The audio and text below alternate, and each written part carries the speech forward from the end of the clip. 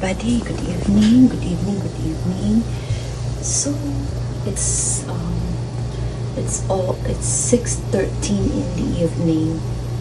So, ang caregiver nag-ready ng dinner. So, nagluto po ako ng mushroom soup at saka gagawa ako ng sloppy joe, yung ground beef na niluto ko last week, I think. Nilagay ko sa freezer. Tapos ngayon, iniinit ko to para ipalaman sa bread. So, potato po yan. Yeah. Itsy-bitsy na mga potato. Ibibake ko ng mga 14 minutes or so. Yan. Parang basic kitchen, pero init-init lang po yan, guys. Kasi nakalimutan ko ng video. Meron ata akong video last week sa Sloppy Joe. Ito, nilagyan ko ng 1 can of mushrooms. Kasi yung isang can na ino-open ko walang real na mushroom. Ito, init-init na to. Masarap, guys, kasi ako ang nagtimpla. Pinag-guide lang ako ng aking paano mag-prepare. Tapos ang oven, nag-preheat siya ng less than 2 minutes.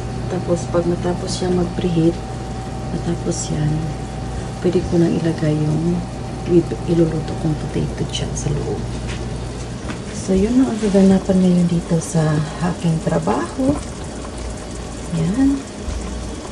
Ready na po ang mga paper plates.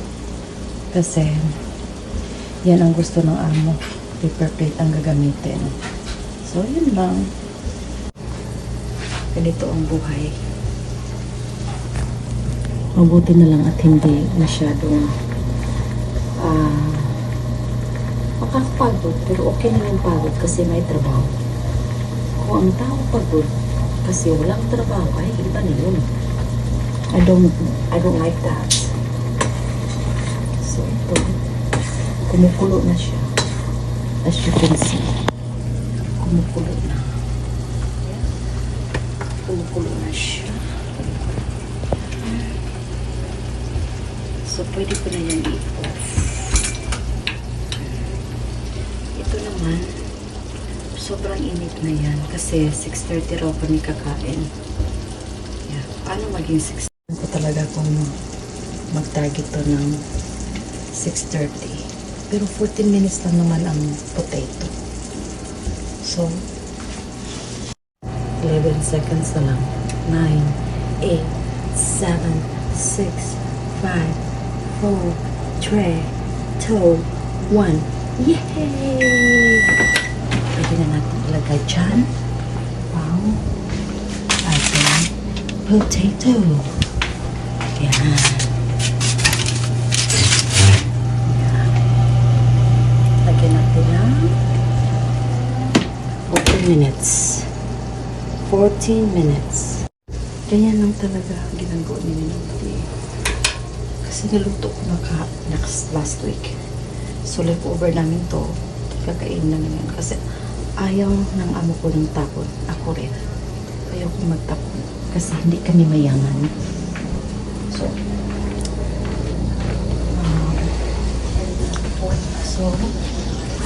while waiting sa ating so, naglalaro po ako ng Vitamacho. Yung ganito lang. Hindi naman yan sugat, no? Hindi ko yung sugat.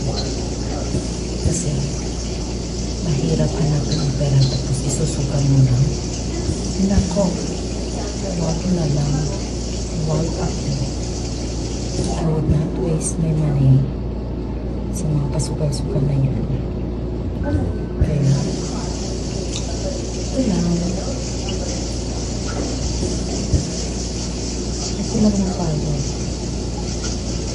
Yun lang yan. Pagkatrabaho. So,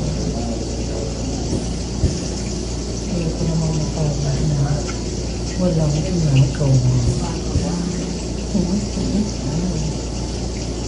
So, shout out dyan sa mga tao hindi ko makontento. Kasi ako, okay na po ako sa itong buhay. Ang sa akin na healthy ang anak ko. Looking forward. I-prepare ko ang board exam ng aking anak. Mga end of February, sabi niya. Yun.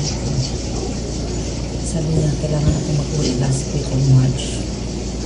So, yeah, save me, okay?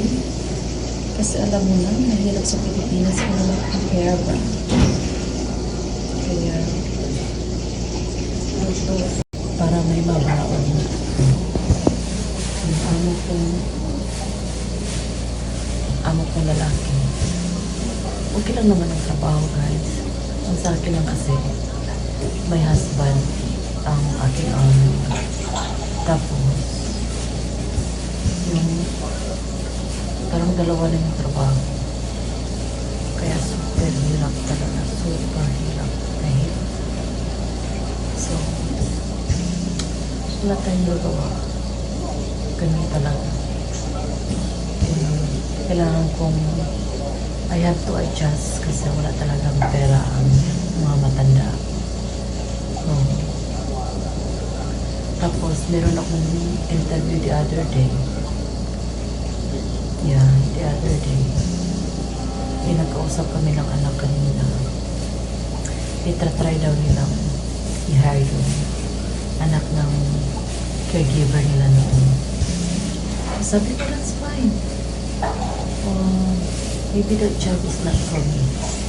Kasi lagi ko talagang sinasabi sa sarili ko, every interview, yan ang ibinigay sa akin ito. Maging akin talaga yan ang trabaho. Pero, pasok pa dito, guys. Kasi wala pang time ng anak lagay sa box. Eh, hindi naman ang trabaho yan. So, hindi kami pwede. Hindi ko din gagawin. Ayaw ko din gawin. Ayaw ko kasi detail yung pag-ligpit lang mga ganyan. So, isa lang ang gumagawa niya, yung apo niya. So,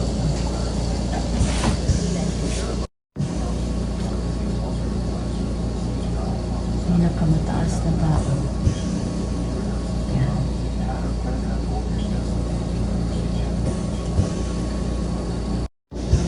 Ang hirap niya pag kumakain, guys. Matukan siya. Matukan siya. Hindi siya pwede yung dry food. Kaya matukan siya. So, yun talaga ang mangyayari. So, whatever will be, will be. See you later. Very good, very good. How are you? Good. Enjoying your food? What about you, Mr. David?